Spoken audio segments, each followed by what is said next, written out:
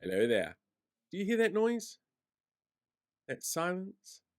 That is the sound of a 4-year-old no longer bouncing on absolutely everything because my whānau has gone home after the long weekend here. And it was great fun. We went to Armageddon, we went to Weta Unleashed, and we went up the Sky Tower. We did all sorts of great fun things that got one 4-year-old very, very tired and exhausted. One of the things we weren't expecting was to literally walk into the middle of an ACT party event that was unexpected. And yes, that was creepy. And when I mentioned it was creepy on Twitter, people focused on the weirdest things, like my weight, which, to be fair, is a problem and something I need to sort out, but should not be the focus on things like that when you've got adults going up to small children they don't know, poking them and saying things like, "Oh, I'm glad we got you young, you're not woke yet."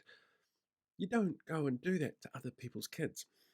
And then on top of that, you've got other weird things that happened, like the meltdown that's going on with conspiracy theorists at the moment, because Jacinda Ardern was made a Dame.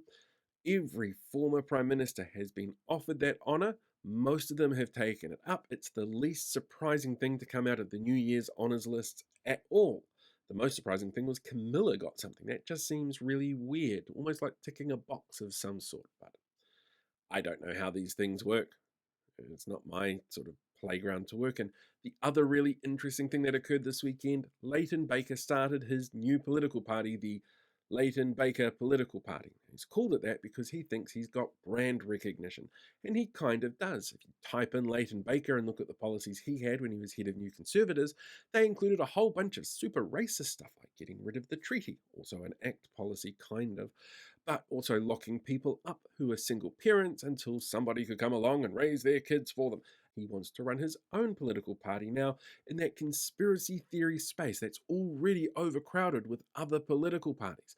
They're not even polling 1% most of the time, and he's going to split that vote even further, which is fun to watch and then see them tear each other to pieces and then blame everybody else for their own failings when all they've been talking about for the last 18 months is about how they need to come together in peace and unity and support each other. They are clearly not practicing what they preach, and it will clearly be everybody else's fault when it fails. Oh well, not much more we can do about that. The fascinating thing for me on this one, though, is that it's also not a surprise, simply because a month ago, Chantal ran a poll on Twitter on who you would like to see as your preferred Prime Minister, and she put her dad in there, and he won because it's Chantal's audience. Thinking is not their strong point. It is not a basis, though, to start a political party. Fuck, I might as well start a political party on that basis because some of you know my name. I'm not going to do that. I'm not starting a political party. I'm not running for office. I have no intention to do anything like that. But that's the same sort of logic. It will be absolutely fascinating, I think, to see how much they eat each other and then turn on each other and then blame everyone else. I'm really here for that kind of drama. But in the meantime, I'm just going to sit down and enjoy the quiet.